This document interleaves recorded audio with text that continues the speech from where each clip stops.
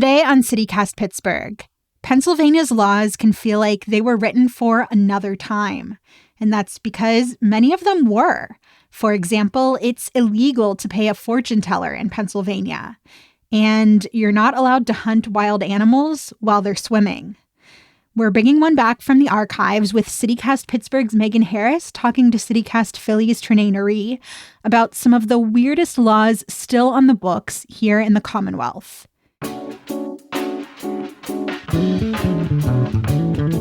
It's Wednesday, November 1st. I'm Mallory Falk, and here's what Pittsburgh's talking about.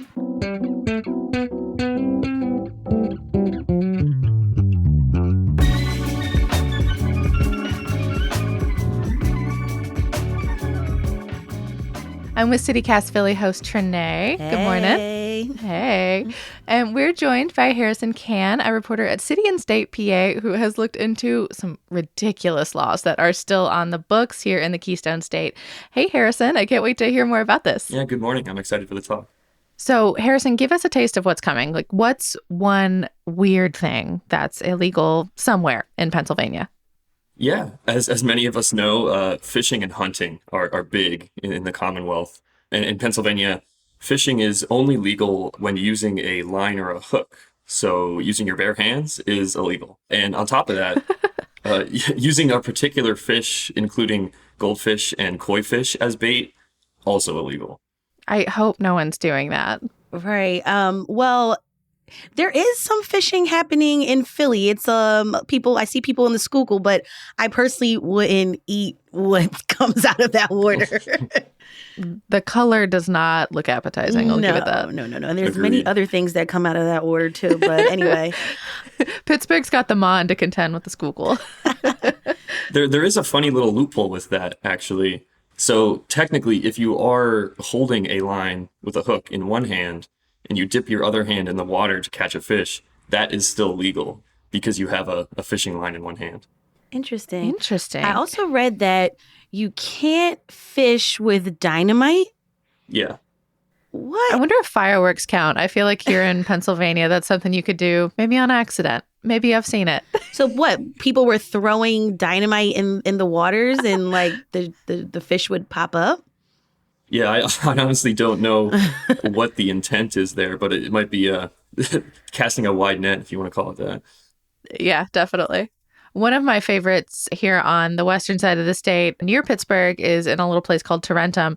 It's actually illegal to tie a horse to a parking meter or a streetlight pole. Dogs are fine, though. You can tie up a dog all day. Interesting. Harrison, what's like a weird law or what's something that's illegal everywhere in PA? Another one that's illegal everywhere in PA pertains to bathrooms and bathtubs. And an individual's bedroom can't be more than 200 feet from a bathtub, shower, or a toilet. So no accidents at night this time. I'm not sure how. I don't know, like who comes up with these laws? Like who? I don't know. Maybe this was like the day of like outhouses, maybe. I don't know. I'm imagining them kind of like the warning labels that we have on all our products. And you're just like, who in the world messed this up that you feel like you have to put this in writing? Like, that's how I feel about these laws. I want to meet someone who designed their house with a bedroom 199 feet away from a bathroom. Right. The real estate agents, they'll come for you. Allegedly, here in Pittsburgh, you cannot take a mule or a donkey onto a trolley. Which I recently learned a lot of old school Pittsburghers think of the trolley is the same thing as like what y'all would call a septic car, which I find hilarious. Like I think of a trolley as like an above ground thing, but apparently that is not the old school definition. The underground counts too. So a subway too. You can't bring a mule or a donkey on a subway? Maybe that's part of the outlying legal definition. I want to find out. All right, Megan, have you broken any of these rules? Like, did you bring your mule on the trolley car without knowing it? I don't personally have a mule. I'd love one. I did sort of break one, I think. I test drove a car once on a Sunday, which I have now learned from these lists that's not a thing you're allowed to do. All car dealerships are supposed to be closed on Sundays in Pennsylvania for the Christian Sabbath. I had no idea. So maybe. I didn't buy it, though. I don't know where the legal line is there. Harrison, did you break any laws? Break any of these weird laws? Yeah, like Megan, I assume a lot of us have probably broken these state blue laws or the Sunday laws as many of us know them. One of the original ones was prohibiting sports, musical, and theatrical performances on Sundays prior to 1 Really? p.m. Yeah, prior to 1 p.m. So What? so the Eagles and Oh, Steelers are okay. perfectly fine. But I definitely have had some sort of practice game or meet on a Sunday morning. So I've definitely broken that one. Oh yeah. I also may have once ridden very briefly in a boat that was being towed while on the highway. Didn't know I was breaking a law, and the car was kind of full and it was very short. I feel kind of bad now. That one at least makes a little safety sense. It does. It does. I didn't think it was the right choice at the time.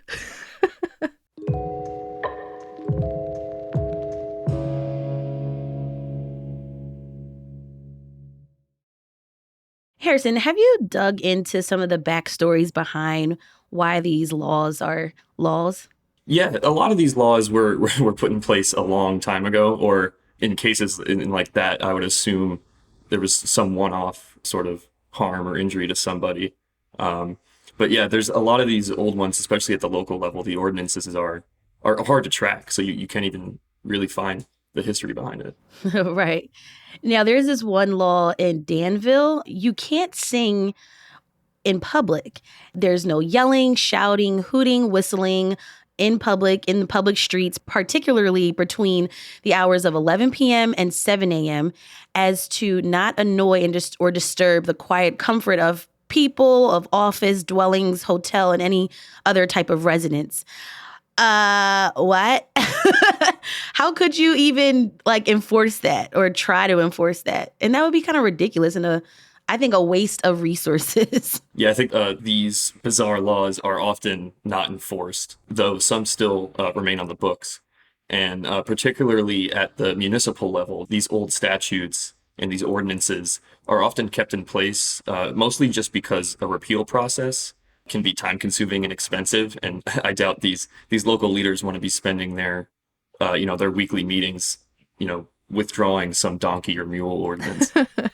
Is there a way that you recommend to be able to, look up some of these old laws and see, we see them on lists on the internet, but that doesn't always mean that they're real or they're still real. Anything you recommend? Yeah, at the statewide level, you can look up the code through the Pennsylvania Bulletin. The PA code is entirely online.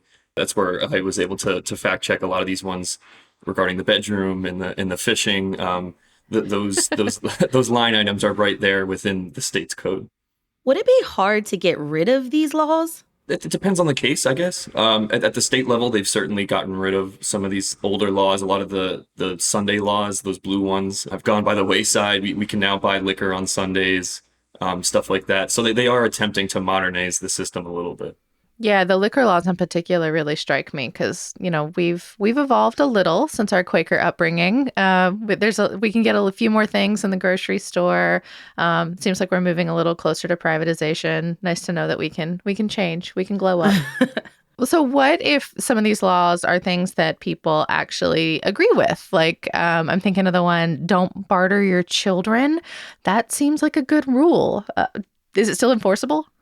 That's a great question. I would assume it's still enforceable, and we would hope so. And yeah, I don't think that's one that is too unpopular. Where did that one come from? Do you know?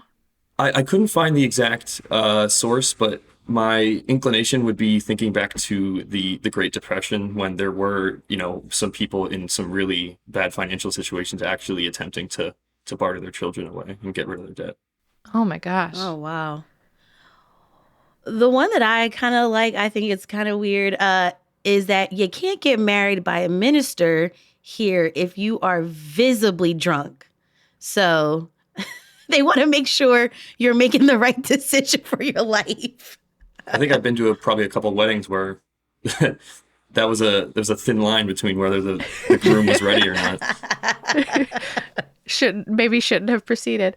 So is there anything bad that can happen if one of these outdated laws doesn't get changed or repealed over time? Yeah, there's some cases where these have actually been prosecuted. One of the few reported cases of a fortune-telling prohibition within the state took place just a few years ago. Oh, we're not allowed to fortune tell? I feel like I've had tarot read. Does that count? Yeah, apparently it is illegal within the state to use fortune telling as a means of profiting, convincing someone that you can alter their life for profit.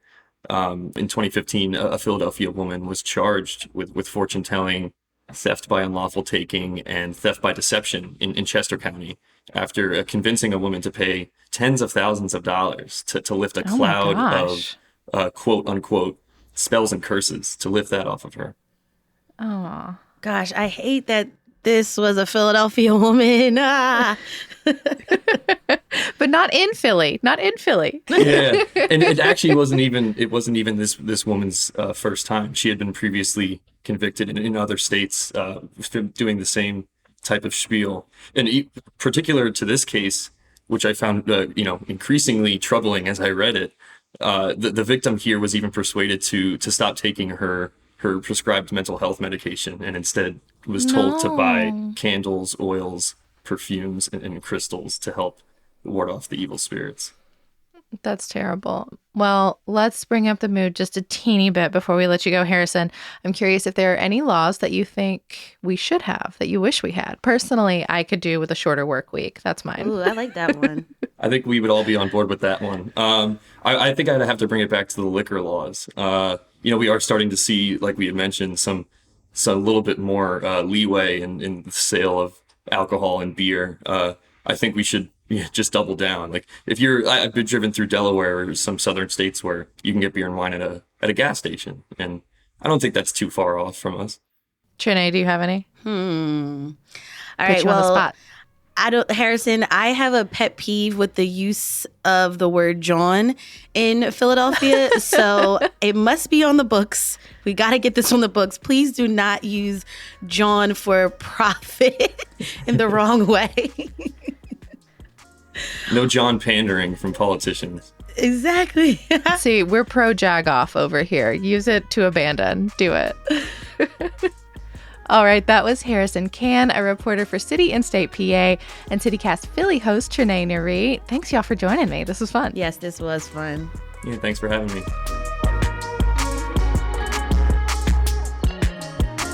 That's all for today here on CityCast Pittsburgh. If you have an idea for the show, please get in touch. And if you enjoyed it, tell a friend, rate us, leave us a review, and don't forget to subscribe to our Hey Pittsburgh newsletter. We'll be back tomorrow morning with more news from around the city. See you then.